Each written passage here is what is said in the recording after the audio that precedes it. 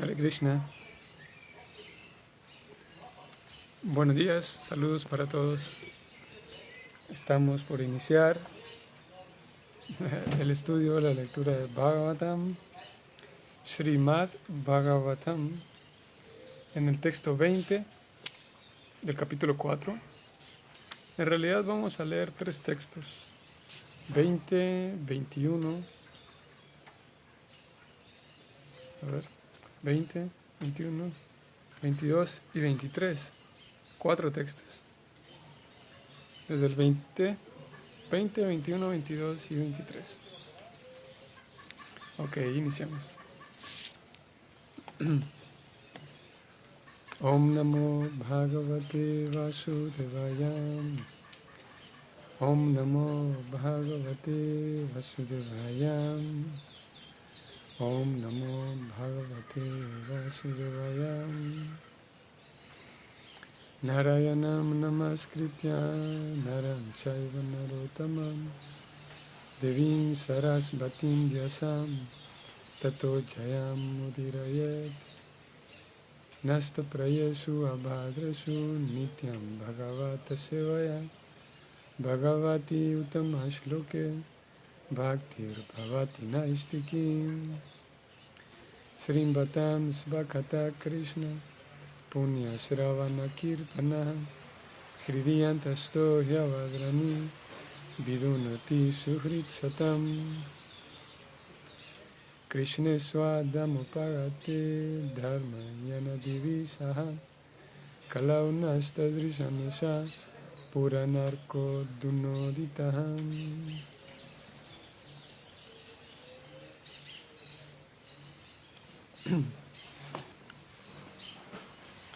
Así que tenemos del capítulo 4, iniciamos con el texto 20. Rig Yayu Samatarvakyam Vedas Chat Paraudritam Itihasa Puranam Cha Panchamo Veda Uchatem. Traducción. Las 4 divisiones de las fuentes originales del conocimiento, o sea, los Vedas, se pusieron por separado, mas los hechos históricos y las historias auténticas que se mencionan en los Puranas se denominan el quinto Veda. Texto 21. Tatrar Veda Dara Pailam Samago Jaimini Kavi Vaisham Payana Evaiko Nisnato Jayusam Utam. Después de que los Vedas fueron divididos en 4 partes, Paila Rishi se convirtió en el profesor del Rig Veda. Jaimini se convirtió en el profesor del Sama Veda. Y únicamente Vaishvam Payana llegó a ser glorificado por el Yajur Veda. Significado de este texto. Los diferentes Vedas les fueron confiados a diferentes sabios eruditos para que los desarrollaran de diferentes maneras. Texto 22. Atar Bangirasam Asit Samantur Daruno Muni Itihasa Purananam Pitame Romaharshana. Al Samantu Muni Angira, a él se le confirió el Atharva Veda, el cual, o al cual, se consagró muy seriamente. Y a mi padre, Romaharshana, se le confiaron los Puranas y los registros históricos.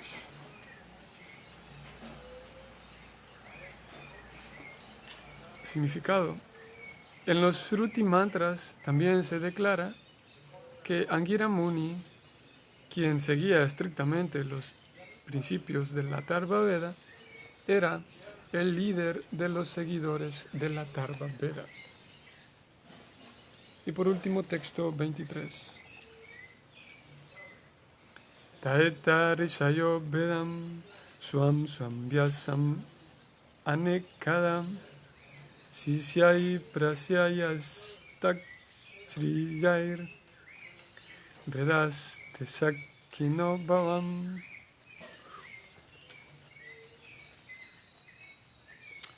A su vez, todos estos sabios eruditos les dieron a sus muchos discípulos, discípulos de sus discípulos y discípulos de los discípulos de sus discípulos, los Vedas que les habían sido confiados. Y así llegaron a existir las respectivas ramas de los seguidores de los Vedas. Significado. Los Vedas son la fuente original del conocimiento. No existe ninguna rama del conocimiento, ni mundano ni trascendental, que no pertenezca al texto original de los Vedas. Estos simplemente han sido desarrollados y convertidos en diferentes ramas. Originalmente, los Vedas fueron presentados por profesores eminentes, respetables y eruditos. En otras palabras, el conocimiento védico, dividido en diferentes ramas por las diferentes sucesiones discipulares, ha sido distribuido por todas partes del mundo. Por consiguiente, nadie puede decir que posee un conocimiento independiente que está más allá de los Vedas. Paramos. Ese fue el final del significado.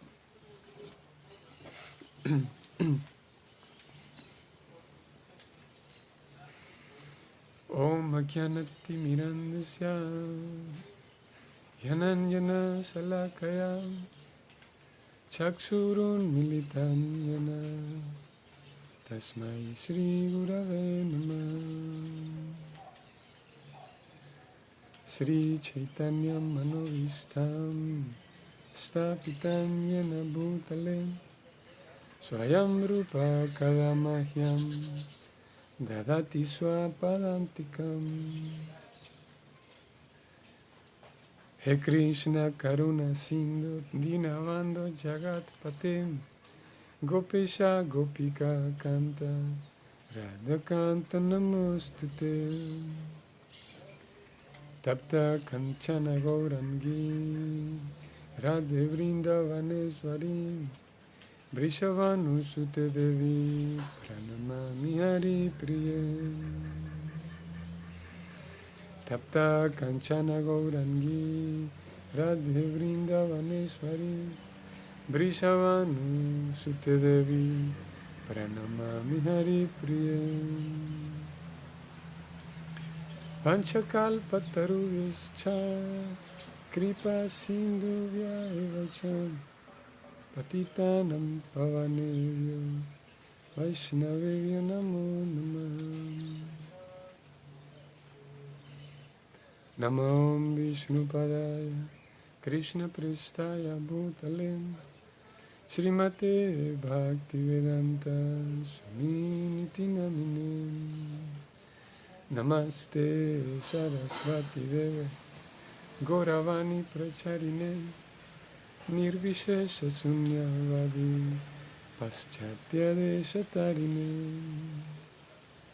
Jaya Sri Krishna Chaitanya Prabhu Nityananda Shri Advaita Gadadhara Shri Vasadi Gaura Bhakta-vrinda.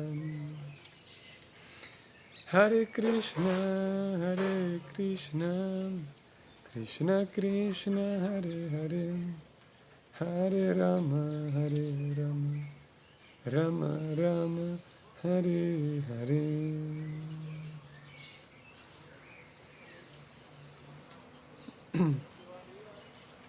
Muy bien. Hare Krishna. Saludos para todos. Muy buenos días. Estamos aquí en este En estos textos, los cuales fueron 4, leímos desde el 20 hasta el 23, terminando en el 23, el cual tiene un significado un poquito más extenso, ya que el texto 20 no tiene significado. El 21 y 22 tienen 2 líneas de significado. Y este 23, Prabhupada comenta un poco más. Aunque en general, en todo el parágrafo, Prabhupada no menciona mucho. Hasta mañana, que extenderá un tanto sus explicaciones. Pero podemos mencionar algo de esos textos.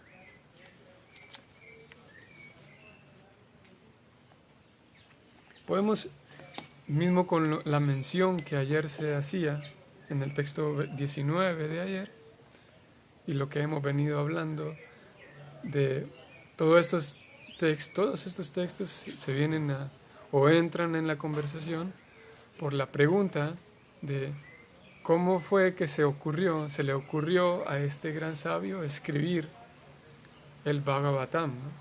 Porque si recuerdan, se viene diciendo de cómo el Bhagavatam es el fruto maduro de todo el conocimiento védico, y los sabios reunidos quieren saber cómo fue que se gestó todo el nacimiento del Bhagavatam.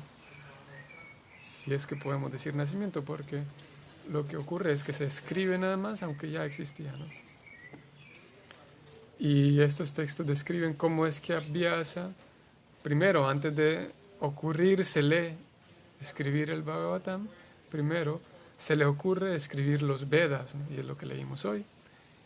Y se leyó ayer cómo el sabio Vyasa se da cuenta de que una manera para medir la degradación de la futura era de Kali, futura para él y presente para nosotros, como una manera para medir esa degradación era que las personas en general pues perdían, ¿no? su bondad, sus cualidades, sus transacciones, sus relacionamientos estaban más lisiados.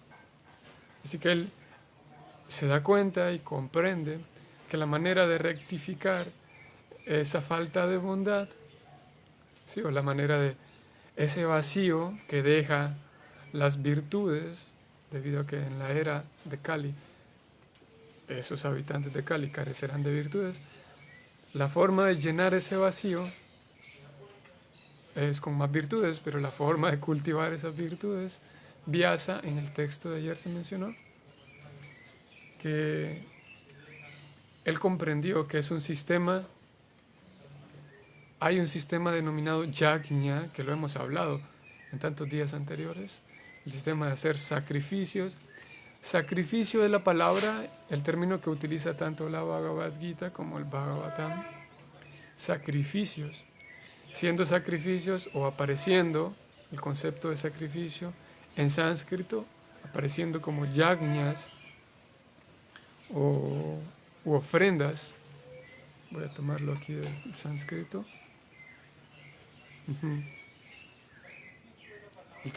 El sánscrito de ayer se dijo chaturjotram, o sea, 4 clases de sacrificios. Algunos de ustedes conocerán Jotram. Jotra es otra forma de llamarle a esas ofrendas, esas ceremonias de fuego. Así que anteriormente las ofrendas eran a través de ceremonias de fuego. Hoy en día el sacrificio es distinto, como ayer se mencionó. Hoy en día el método es distinto, pero cumple el mismo fin. El sistema de ofrendar, el sistema de sacrificar en este contexto, que es ligeramente diferente a la idea de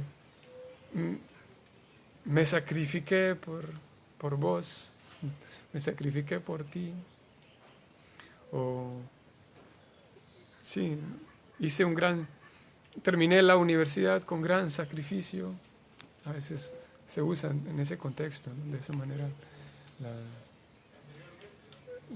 el sentido de sacrificio, aunque es ligeramente diferente, distinto aquí en cómo lo utiliza la Gita y cómo lo utiliza el Bhagavatam, que es más bien el sacrificio en el sentido de ofrenda, porque sacrificio, como generalmente se utiliza, si bien es cierto en ambos, sacrificio en el sentido de ofrenda y sacrificio en el sentido de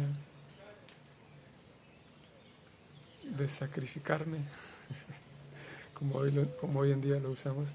¿Qué palabra, qué adjetivo podemos darle a esto? Sí, porque pareciera que la forma en la que lo utilizamos comúnmente tiene como una tesitura, tiene un color como de me sacrifiqué, pero un poco a la fuerza, un poco de manera sin ser voluntario y un poco desagradable. Parecería que esa forma de sacrificio como hoy la utilizamos tiene ahí como, parecería tener como un color como me sacrifiqué pero me desagradó. O sea, el sacrificio de hoy en día, la forma en la cual lo utilizamos, pareciera que hay ese como desagrado de la persona que se sacrifica. O sea, me sacrifiqué por ti, me sacrifiqué por mi escuela, terminar la universidad, me sacrifiqué por mis hijos. Y parecería que tiene un cierto, como digo, una cierta idea como de disgusto o como de desagrado. Sin embargo, el sacrificio en el sentido de ofrenda es como ligeramente distinto, porque en ambos casos se requiere un esfuerzo, una cantidad de esfuerzo, ya sea sacrificio forzado, si podemos decirlo, o sacrificio en el sentido de ofrendas. En ambos casos hay un esfuerzo de parte del ejecutor. Sin embargo, el yajna, o el sacrificio que menciona el Bhagavatam en este caso, y el sacrificio que menciona la Bhagavad Gita, tiene más bien un sentido de voluntariedad. ¿Recuerdan que lo hacíamos? Prabhupada mencionando que el servicio devocional es voluntario, individual y espontáneo. Hace unos días me olvidé de la tercera, pero aquí están. Voluntario, individual y espontáneo. Y en ese sentido, un sacrificio como lo mencionan los textos, el Gita y el Bhagavatam, en ese sentido es un sacrificio, una ofrenda voluntaria, que por supuesto que tiene un esfuerzo, más que solamente dar un donativo o dar una caridad. Hay una diferencia entre la caridad y el sacrificio de ofrenda. La caridad es con el sentido de que alguien más lo necesita. La caridad es cuando le doy, o a veces se da la simplificación de caridad es cuando doy en este mismo plano, doy a alguien igual a mí. Sin embargo, ofrenda o sacrificio, yajna, es algo que doy, pero hacia arriba. Se lo estoy dando hacia Dios a alguien que no lo necesita, que no depende de mi ofrenda. Y esto ya sea ofrendar dinero, digamos, ofrendar bienes, ofrendar mi tiempo. Puedo ofrendar mi tiempo hacia arriba, en un sentido de ofrenda, de sacrificio, a Dios, cooperar con Dios, cooperar con el plan divino, que lo leímos hace 2 días, como el plan divino consiste en un activismo espiritual que pretende básicamente llevar a todos de vuelta a casa. Un activismo espiritual que pretende educar a otros, transmitir a otros un mensaje de cómo en mi vida diaria puedo despertar mi relación con Dios. Esa es la principal actividad espiritual mencionada en el Bhagavatam.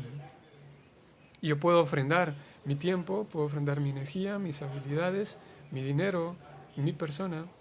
Puedo ofrendarlas o puedo darlas, esos bienes que poseo, y que un bien que poseo, si puedo decirlo de esta manera. Un bien soy yo mismo, ¿no? Me poseo, soy yo mismo y me ofrendo a mí mismo para la causa esa suprema, pero es diferente a dar de mí mismo o incluso darme a mí mismo en un sentido de caridad, ¿no? Es diferente dar mi tiempo, mi energía, mi dinero a alguien que lo necesita. Y si bien es cierto, ambos son loables, la caridad y la ofrenda son loables, el sacrificio tiene un color todavía distinto, siempre y cuando se hace con la atención adecuada, con la conciencia adecuada. Y toda la Bhagavad Gita en realidad apunta allí, apunta a que podamos despertar un sentimiento no solamente de ayudar al prójimo, no solamente un sentimiento caritativo, sino un sentimiento ofrendativo, si podemos ponerle utilizar ese adjetivo, ese calificativo, que como digo es diferente. Y de entrada, así a grandes rasgos, podría parecer lo mismo. Yo soy una persona buena, yo soy caritativo, así que no hay necesidad de que cultive algo espiritual. Y es aquí donde aparece ¿cómo es esta palabra? Lo milimétrico de la ciencia devocional, la milimetricidad. Hoy las palabras están un poco extrañas. Lo milimétrico de la enseñanza Vaishnava, que la enseñanza Vaishnava no apunta solamente a volverme caritativo y a volverme una buena persona. Eso viene subsecuente a aprender a hacer ofrendas, yagyas al Señor Supremo. Primero, yagyas y ofrendas al Señor Supremo, y por supuesto eso es hacia arriba, y por supuesto hay caridad y ayuda a mis prójimos, ¿no? O a mi prójimo, o al planeta. Lo hemos venido diciendo todos estos días. Pero ¿cuál es la importancia de cultivar un sentimiento de ofrenda, no solamente de caridad? Eso se menciona en la Bhagavad Gita, un texto que pienso que les puede gustar. Capítulo 5, texto 11 y 12. Krishna dice, Kayena manasa de la mente, buddhya de la inteligencia. Kayena manasa buddhya, indriyair kevalair api. Yogina, los yogis, yogina karma kurbanti, sangan tyaktva Dhananjaya, no recuerdo el final. Sangan tyaktva, vamos a ver. Sangan tyatvatma sudhaya, purificarse. Vean qué interesante. En este sentido, para Krishna revelándonos la importancia de la ofrenda, el yagya, la ofrenda hacia Dios, diferente a la caridad. Los yogis, dice Krishna, los yogis, abandonando el apego, actúan con el cuerpo, la mente, la inteligencia, incluso con los sentidos, únicamente con el fin de purificarse. Únicamente con el fin de purificarse. Texto 12.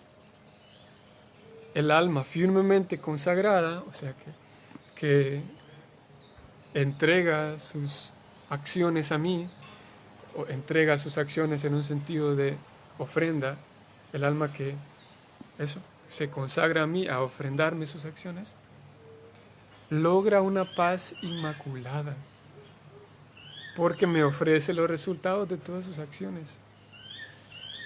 El alma que se consagra de esta manera logra una paz inmaculada.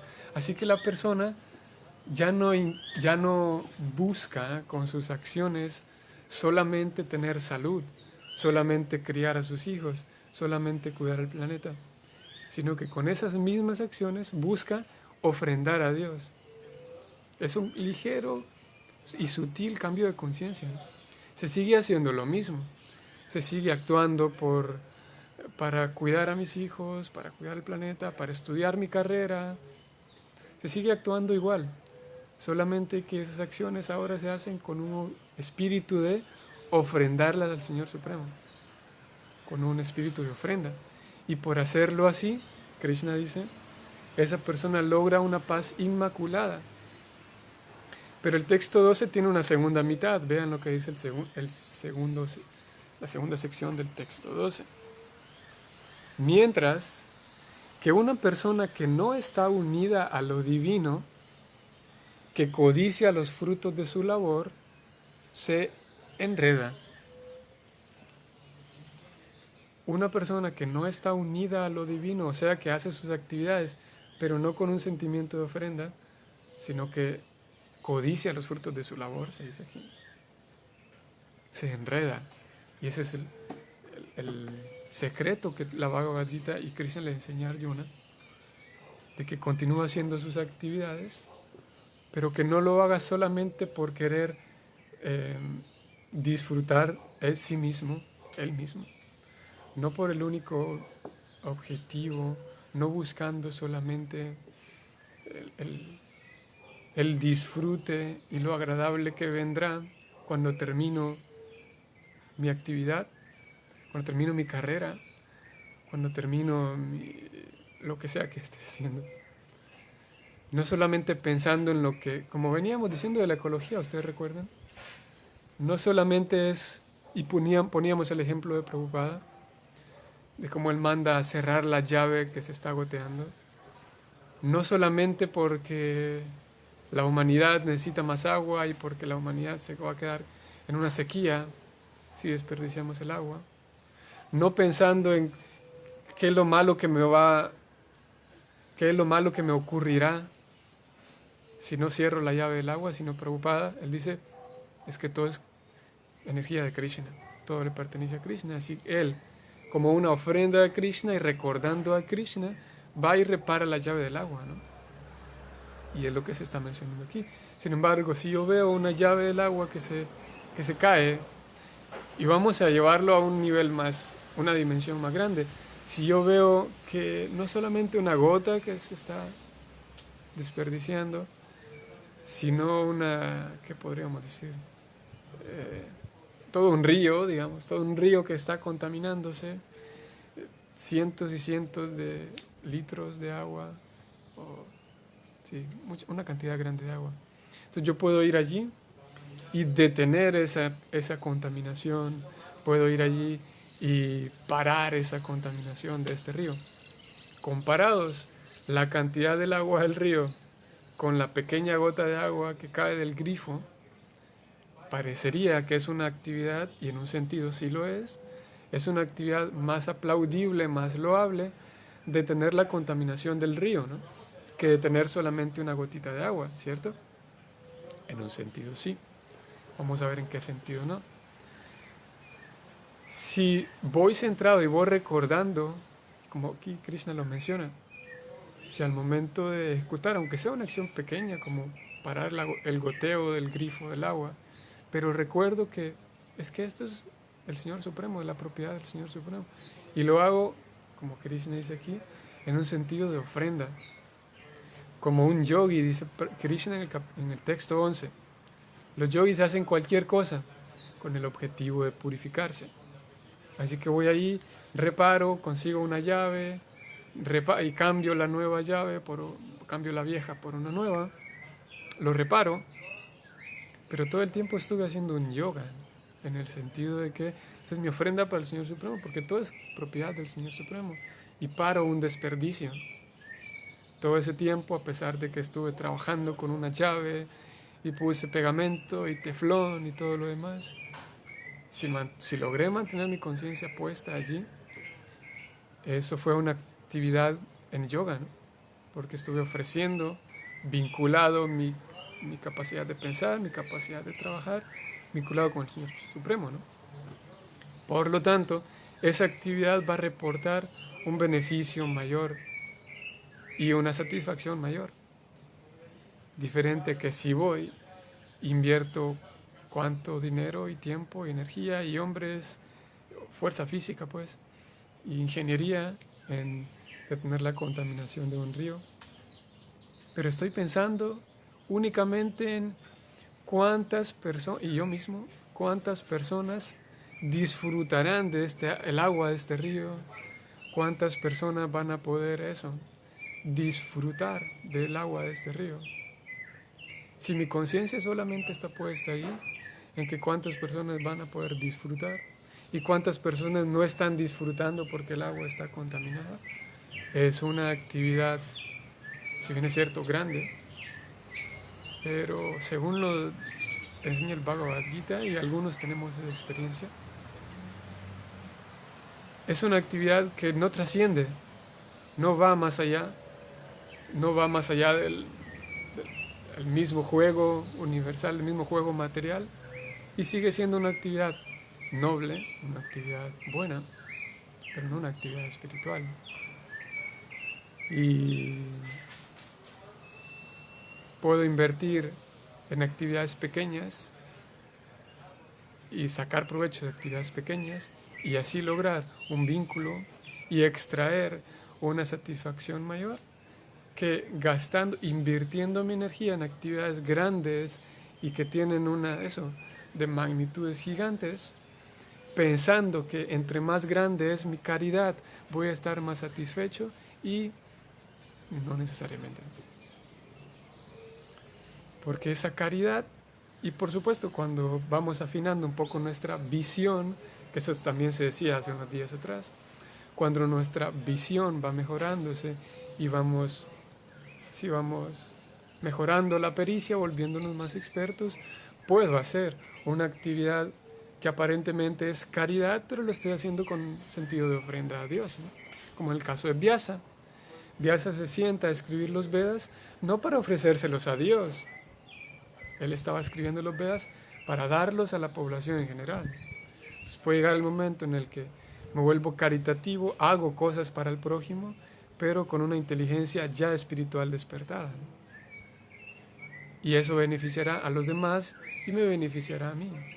Pero si hago una caridad de magnitudes grandes, por muy grandes que sean las magnitudes, si mi conciencia al ejecutar tal caridad no está lo suficientemente pulida, no será ni satisfactoria para mí, no será tan satisfactoria para los demás, y en ocasiones incluso podrá terminar siendo un problema. No sé si a ustedes les habrá ocurrido. A veces quiero ayudar a alguien y termino causándole un problema y termina enojándose conmigo la otra persona porque me metí en su vida, ¿no? Así que este texto del Gita muestra eso. Como incluso una actividad pequeña de reparar una llave del agua, que es algo mínimo, podría yo extraer y podría yo beneficiarme extrayendo una conexión con Krishna, extrayendo felicidad, y no solo felicidad, sino plenitud, satisfacción, porque es la actividad del alma servir a Krishna. Contrastado con una caridad de magnitudes enormes, que por el hecho de no trascender, por el hecho de no ser capaz yo de poner mi conciencia y ofrecer esa actividad con una conciencia trascendental, aunque sea magnífica, aunque sea gigante, mi caridad no será igual, ¿no? Y es lo que le pasa a Vyasa. Todo esto lo mencionamos porque Vyasa se da cuenta de que hay una actividad que hace posible que los malos hábitos y las tonterías que se gestan en el corazón de las personas, todas esas contaminaciones y tonterías literalmente y suciedades, se pueden limpiar únicamente a través de los yagyas, de las ofrendas a Krishna, y no a través de dana, a través de la caridad. Y Vyasa lo comprende, entonces escribe y baja los Vedas, los escribe para mostrar y enseñar cómo ejecutar ofrendas, cómo ejecutar sacrificios, para que toda la gente en general pudiera acceder a ellos y ejecutar esos sacrificios y así purificarse, ¿no? Esa es la situación de Vyasa, y Es por esa razón que no encontramos, al menos en los textos que nosotros recibimos, como el Bhagavatam, no encontramos en sí una sección que diga, por decir algo, un capítulo que hable solamente de la energía atómica, por ejemplo. Si bien es cierto, en el Bhagavatam, aquí y allá se mencionan se hace alusión a ciertos temas de energía atómica y la cosmología y cosas un tanto atractivas y curiosas.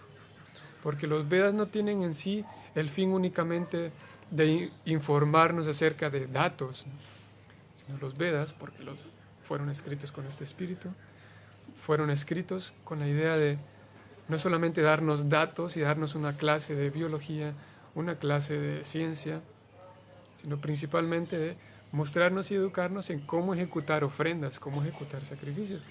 Y como generalmente ocurre que toda esa enseñanza va descrita en historias, bueno, hay una porción de los Vedas que son puras historias, y el Bhagavatam también está construido a base de historias.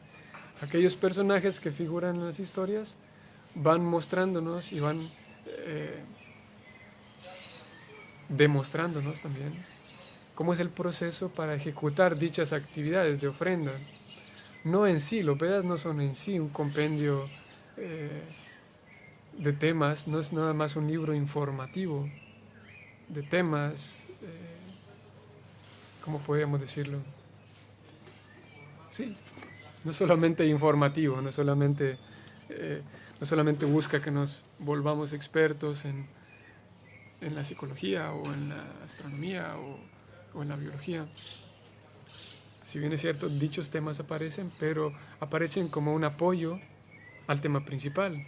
Y el tema principal es que podamos aprender a purificarnos a través de la ejecución de ofrendas. Porque en fin de cuentas, no hay, vamos a ver cuánto tenemos. Y podría surgir la pregunta, y es válida, y necesitamos para un mejor aprendizaje hacerla, ¿cuál es el objetivo de hacer esas ofrendas? El objetivo, dijimos, es purificarme a mí mismo. ¿Y por qué tanta bulla? ¿Por qué se habla tanto de purificarme? ¿Cuál es el punto? ¿Por qué se habla tanto de la purificación? ¿Qué persiguen los libros detrás de esa supuesta purificación? Y lo que persiguen es que entre más purificación, más capacidad de ser feliz, básicamente, ¿no?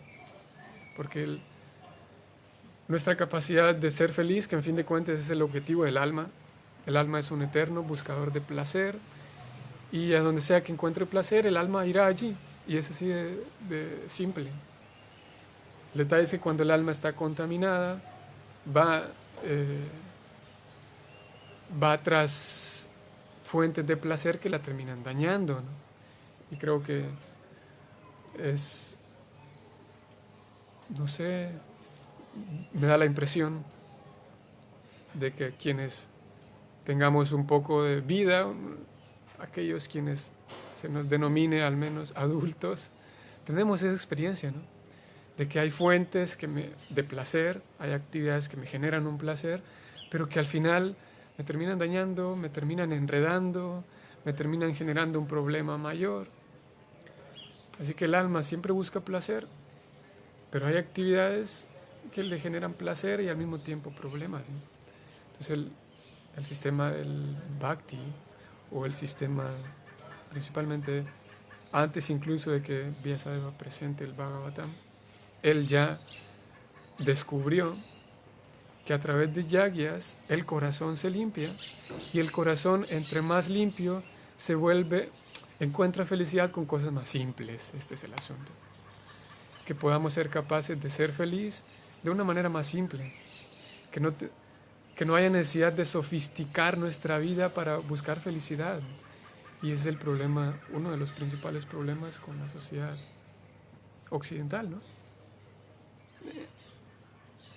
Principalmente la sociedad occidental refleja este problema, si bien es cierto también aparece en Oriente. Pero la búsqueda de la felicidad a través de la sofisticación de la vida, que Es casi una paradoja si lo pensamos, porque en nombre de la felicidad, en nombre de que estoy buscando felicidad, me rodeo y acaparo, si puedo llamarlo así, tantos objetos, tantos chunches, tantos aparatos, que en fin de cuentas esa cantidad de aparatos me terminan generando una ansiedad, una preocupación, una molestia, y como digo, parece, y lo es, si lo pensamos, es algo paradójico, ¿no? Entonces Vyasadeva lo que busca es que a través de esas ofrendas, esos sacrificios, la persona pueda limpiar su corazón para gradualmente ir desapareciendo tantas tonterías, que no hace falta ser tan psicólogo para darnos cuenta de que la sociedad y yo mismo tengo en el corazón tantas tonterías, tantas, sí, formas de actuar irracionales. La psicología lo llama las pasiones irracionales. Ejecutando tales sacrificios me limpio el corazón y vivo con un corazón más limpio, más inocente, podemos decirlo, por lo tanto más feliz, ¿no? Que era lo que buscaba Vyasadeva, ayudarnos de esa manera. Ahora, y eso lo discutiremos más adelante, cuando Vyasadeva se da cuenta de que él informó de tantos sacrificios, pero le faltaba algo más. Los sacrificios nos ayudan a limpiarnos, y ya con el corazón limpio, ¿ahora qué? Y es lo que pasa con Vyasadeva, que esto lo discutiremos más adelante, porque vienen un par de textos que describen eso, de cómo Vyasadeva se da cuenta de que le regaló a las personas un método para limpiarse, pero ya limpio, esa misma persona, lo que,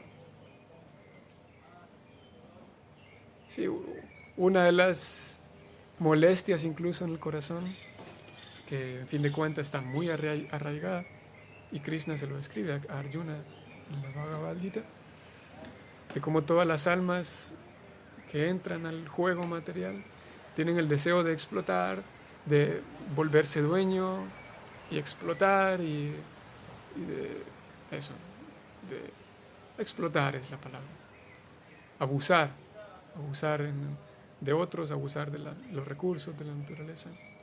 Entonces Vyasa se da cuenta de que con todos estos métodos de sacrificio la persona adquiere cualidades, pero con tantas cualidades buenas, el ejecutor de dichos sacrificios sigue teniendo el problema de que ahora tengo tantas buenas cualidades que ahora tengo una oportunidad mayor de seguir explotando la naturaleza. Para aterrizar más el concepto y el ejemplo, está por ejemplo el caso del Ayurveda, ¿no? Que hoy en día es bastante conocido. Ayurveda es conocido pues a manera de resumen, ¿no? Porque en sí el Ayurveda es bastante complejo y profundo, y tal como ocurre con todas las ramas del conocimiento védico, es que si uno se adentra lo suficiente en tal tema, se dará cuenta que y eso ocurre también con cualquier tema, aunque no lo conozcamos como védico, y Prabhupada lo menciona en el significado de hoy, de que realmente cualquier tema es y proviene del conocimiento védico. Pero el punto es que si me meto en el Ayurveda, me daré cuenta que para poder comprender otros temas que aquí se mencionan, tendré que ir e informarme un poco de astrología, y tendré que ir a informarme un poco de biología también, para poder comprender lo que aquí se me está tratando de decir en el Ayurveda. Pero entonces, encuentro que el Ayurveda me regala métodos para cómo vivir una vida más longeva, una vida más saludable, una vida por lo tanto más en bondad, una vida más feliz. Porque si ya dijimos, la manera en la que me alimento me trae problemas, entonces la Ayurveda está allí para ayudarme a mejorar mi alimentación y no degradarme con lo que me alimento, mejorar no solamente mi alimentación, sino mi estilo de vida. Entonces tengo una vida más longeva, ¿no? Y a grandes rasgos podemos decir que ese es el rol por el cual está puesto la Ayurveda, y hoy en día es utilizado con ese fin. El detalle y el peligro con esto, y es un peligro que Krishna era consciente de él, y paradójicamente también, o parecería una contradicción, Krishna, lo vamos a leer textual de la Bhagavad Gita en el 2.16, no, 3.16. Vean, si ya dijimos que los Vedas son para ayudarnos y que pusimos el ejemplo de la Ayurveda que me ayuda para tener una vida más saludable, más satisfactoria, más longeva, Krishna le dice a Arjuna en el 3.16 lo siguiente. Perdón, no en el 3.16. Es que estoy un poco... El marcador lo tengo en el 3.16, pero no es el texto que quiero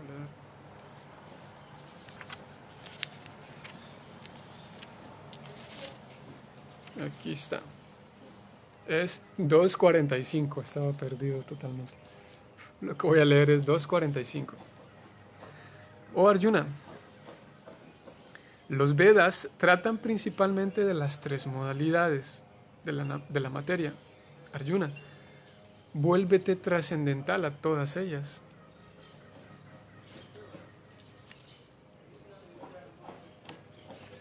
Personas con poco conocimiento se apegan mucho a las floridas palabras de los Vedas. Esos Vedas que recomiendan actividades fruitivas en aras de la elevación a los planetas celestiales. Así que en un par de ocasiones, aquí en el capítulo 2, Krishna lo desalienta a Arjuna de que no le preste tanta atención a los Vedas, Arjuna. No le prestes mucha atención porque en fin de cuentas, lo que acabamos de decir de la Ayurveda, en fin de cuentas, los Vedas nos ayudan a tener una vida más longeva, a tener una vida más saludable y nos regalan información de cómo llevar una vida mejor. Sin embargo, todos esos Vedas no nos explican, pues en fin de cuentas, cómo regresar a casa. Y esa es la razón por la cual, que como digo, más adelante lo hablaremos, me estoy adelantando un poco, pero esa es la razón por la cual Vyasa se da cuenta de que dio libros que van a ser utilizados para llevar una vida fantástica, pero las personas van a amar, de hecho, esa vida fantástica, y va a desaparecer en ellos el deseo de ir a casa, el deseo de ir de vuelta con Dios. ¿Por qué? Porque en los Vedas se nos regaló la información de cómo llevar una vida hermosa, cómo cultivar una familia bien, cómo cultivar la tierra, cómo alimentarme bien. Entonces las personas van a estar tan felices, entre comillas, o en cierto sentido, que no van a tener deseo de ir a casa, no van a tener deseo de ir de vuelta con Dios. Y esa es la razón por la cual Krishna le dice a Arjuna, mira Arjuna, sí, los Vedas están allí, pero ten cuidado, no te apegues tanto a ellos porque en ellos se menciona cómo acomodarte, básicamente, cómo acomodarte a este planeta, cómo volver todo bien, agradable. Pero en fin de cuentas es un problema porque se te va a desaparecer de tu corazón el deseo de ir de vuelta a casa. Lo cual es un problema, porque en fin de cuentas la satisfacción más real y la verdadera satisfacción del alma es ponerse en contacto con el Señor Supremo, con la divinidad. Y si puedo ir directamente a donde la divinidad se encuentra, eso sería la satisfacción plena y última. Así que Vyasa se da cuenta de eso, se da cuenta de que reveló una información fantástica, pero que esa información va a generar en las personas el deseo de seguir viviendo aquí, viviendo cómodamente aquí en este plano material, y no va a despertar el deseo de ir a casa. Por esa razón Vyasadeva dice, es cierto, tengo que escribir un libro que hable solamente de cómo ir a casa. Srimad Bhagavatam. Y ahí la diferencia entre los Vedas como tales, los Vedas como tal, y el Srimad Bhagavatam.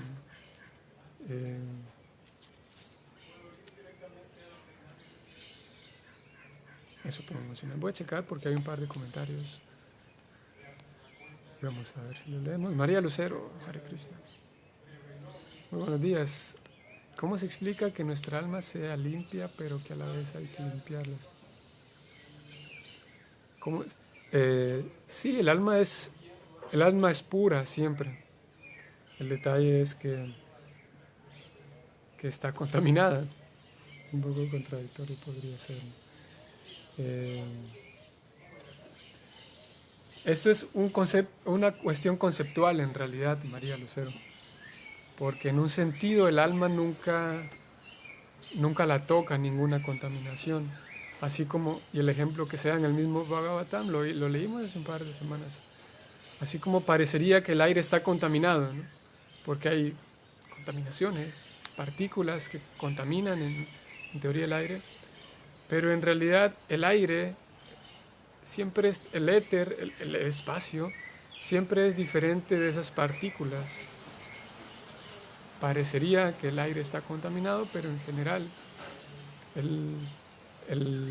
las partículas contaminantes nunca pueden tocar en sí el aire o el espacio. O como cuando se dice, usted recuerda como cuando se dice que hoy no hay sol, el sol no ha salido. Estoy esperando que salga el sol para colgar la ropa. Pero ¿cómo que no ha salido? El sol todos los días sale, ¿no? Pero lo que pasa es que hay nubes justo sobre esos. Hay unas nubes que tienen ¿cuánto? 2 kilómetros, 1 kilómetro ¿cómo se llama? De, de espacio. Y yo no puedo percibir el sol, pero el sol todos los días sale y puntual, ¿no? Siempre, constante. Es una cuestión conceptual de que el alma nunca se contamina. Al alma nunca la puede, Krishna le dice eso a Arjuna. Nainam chindanti sastrani. Ningún arma puede cortarla, ningún tipo de suciedad la puede contaminar, también podríamos decir. El detalle es que nosotros nos creemos, nuestra percepción es la que está contaminada, ¿no? El alma siempre es limpia, pero mi forma de ver la vida es que está contaminada. Por esa razón decimos que el alma está contaminada, ¿no? Porque mi percepción de la vida está contaminada debido a tantas impresiones mentales. Pero el alma de ella en el fondo sigue siendo pura. Entonces podríamos decir, entonces si sigue siendo pura, entonces no hace falta limpiarme. Si no estoy contaminado, pues ¿para qué me limpio? Pero, y bueno, si alguien decide concluir eso, adelante. Lo que se nos indica es que, si bien es cierto, el alma siempre es pura, nuestra percepción y nuestra forma de enfrentar la vida no lo es, y es eso lo que necesitamos limpiar, ¿no? Por esa razón, no se dice en la Bhagavad Gita que hay que limpiar el alma o hay que limpiarse, sino o se recomienda la limpieza del corazón o la limpieza de la mente, que es ahí donde se asientan las malas o las percepciones distorsionadas, ¿no?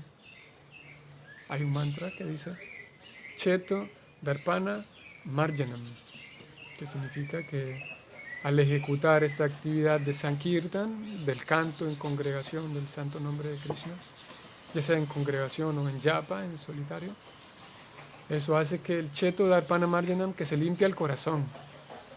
O sea, eso limpia el corazón, no limpia el alma, porque el alma pues ya es por ahí.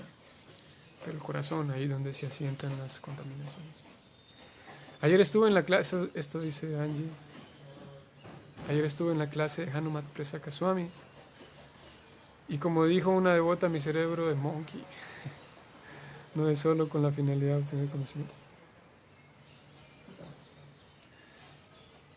Y explotó, a ver, aquí me enredé, Angie. Hanumat Swami, el Bhagavatam 5, y como dijo una devota, mi cerebro monkey. Explotó. No sé si tengo que interpretar la cabeza explotando como que explotó tu cerebro. Como dijo una devota, mi cerebro monkey no me da. Ok.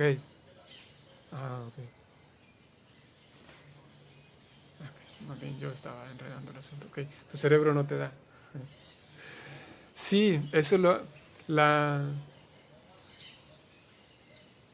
la fortuna, como tú lo llamas, de que el proceso, y siguiendo esto, y creo que con eso podemos terminar, siguiendo tu análisis, tu reflexión, Angie, que en realidad es para nosotros una fortuna el hecho de que no tengamos que sentarnos a estudiar los Vedas porque es un tema complejo y es no solamente complejo, sino que requiere mucha cabeza, cosa que como dijimos hace unos días, si hay una cualidad que está muy dispersa por todos lados y en nosotros también, es que por ejemplo, podríamos decir que me cuesta trabajo tocar las puntas de los dedos, mis pies, como hacer ejercicio, ¿no? Y hacer el yoga. Soy muy poco flexible, podríamos decir. Y si hay algo que nos cuesta a todas las personas, a unos más que a otros, pero en general a todos nos cuesta, en esta era de Kali, es indagar, ¿no? Hacer uso del intelecto y la cabeza y sentarme y profundizar en un concepto, en cualquier lo que sea, pensar incluso en mí mismo. Nos cuesta trabajo la introspección.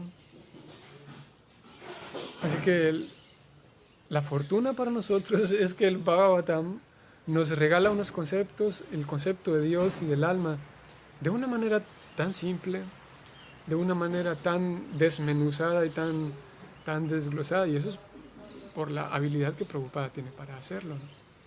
Porque el texto mismo, si tuviéramos que leer los Vedas, o mismo el Bhagavatam, si tuviéramos que leerlo sin la guía de Prabhupada, realmente sería imposible, porque requiere sentarse y requiere tanta capacidad de análisis para profundizar en cada uno de los conceptos, y bueno, algunas personas lo hacen, pero requiere tanta dedicación.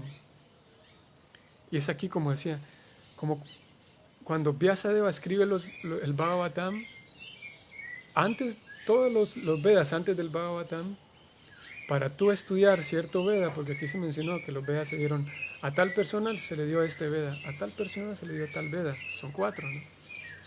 Y lo interesante aquí es que como Krishna le dijo en el 2.45 a Arjuna, que los Vedas se centran demasiado en las modalidades.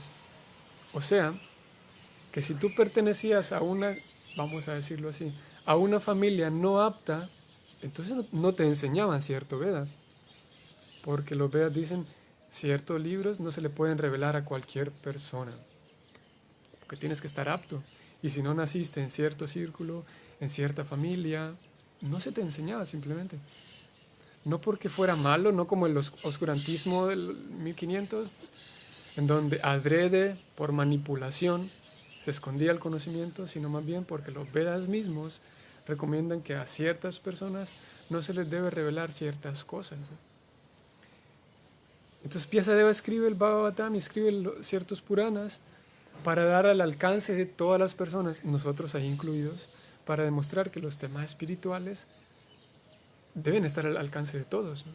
Y cuando Krishna le dice a Arjuna que aquellos que ejecutan mi servicio o el servicio devocional a mí, incluso aunque sean personas de baja clase, ¿recuerdan eso en el 9.32? Lo voy a leer porque en este contexto viene a ser relevante, que tiene una discusión. Lo que trato de decir aquí es que Krishna y el Bhagavatam, contrastando a todos los Vedas como tal, porque los Vedas se centran tanto en el nacimiento, quién es apto y quién es no. El Bhagavatam y el Gita Krishna dicen, es que si alguien se acerca a mí, cualquier persona pueda... Opa, parece ser que se detuvo un poco. Entonces Krishna dice eso, cualquier persona puede acceder a mí, contrastado con el hecho de que los Vedas, una mujer leyendo los Vedas y estudiándolos, no existía eso, porque se requería, hay algunas razones por las cuales, y otras personas también, nosotros como occidentales, no tendríamos acceso a ello. Y es por eso que Prabhupada fue criticado al salir de la India y venir a Estados Unidos. Un swami saliendo de la India, yendo a convivir con esas personas inmerecedoras del conocimiento védico. Por esa razón él fue criticado tanto, porque él estaba tratando de llevar a cabo el verdadero objetivo espiritual, y es que todos deberían tener acceso al cultivo espiritual por igual, ¿no? Entonces cuando Krishna, en el Bhagavad Gita y el Bhagavatam también lo menciona, que esto es para todos, incluso para aquellos que no, y en eso se menciona a los comerciantes, a los shudras, a las mujeres, en toda esta categoría entramos nosotros. Y no se menciona por una discriminación, sino al contrario, por cómo este sistema de Bhakti abraza a todos porque tiene que ser para todos, ¿no? Mientras que los Vedas sí hay una exclusión, no sé si exclusión es la palabra correcta, pero sí hay ciertos filtros, no por, no por una cuestión malintencionada, no por mala intención, pero hay ciertos filtros. Y por supuesto, con el paso del tiempo, esos filtros, quienes lo hacían, fueron tal vez haciéndolos, discriminando a quien sí y a quien no, de mal corazón. Eso por supuesto que se dio, ¿no? Pero los textos del Gita y el Bhagavatam están destinados para todos. Todo esto lo decía porque, como dice Angie, por fortuna, nosotros lo único que tenemos que hacer es tratar de comprender esos libros que Prabhupada los presenta de una manera tan fácil, o al menos más fácil, y de esa manera estaríamos conociendo y cultivando el objetivo de los Vedas, que es volver a casa, incluso sin estudiar todos los Vedas como tal. Ok, vamos a parar hasta ahí. Cuando se habla del corazón, es el corazón espiritual en donde se encuentra el chakra, que está cerca del corazón. Sí, sí, sí. Sí, hay pocas, hay pocas cosas que son literales en todos estos temas, María Lucero. Cuando se habla, por ejemplo, de limpiar mi visión, no querría decir que de tanto leer el Bhagavad Gita, a mí se me va a quitar el daltonismo, ¿no? Porque yo confundo algunos colores. O no querría decir de que si se limpia mi visión espiritual, ¿cómo se dice? Eso, ¿no? Mis cataratas, no sé si eso tenga que ver con la visión, pero sí es un problema de los ojos, ¿no? Así que no todo es así literal. No es que el corazón ahora va a bombear mejor porque ahora ya leí el Bhagavad Gita o el Bhagavatam. Es más bien el corazón en el sentido de que es la fuente de la vida, corazón. La palabra cheto o chaitya, no conozco bien cuál es la palabra, pero en este mantra, cheto, arpana, martinam, a veces se habla como corazón, a veces se habla como mente, a veces se habla como ser, así que no es el corazón como tal. Eh, eso. Ok, entonces vamos a parar ahí hoy. Creo que tenemos 9:15, 9:20. Otra vez 5 minutos de más. Nos vemos mañana. Hoy es domingo, vamos a ver. Sí. Nos vemos en la tarde entonces, 5:30 a 6:30. Leeremos, como siempre, algunos incidentes, historias de Prabhupada. Y nos vemos mañana para el Bhagavatam.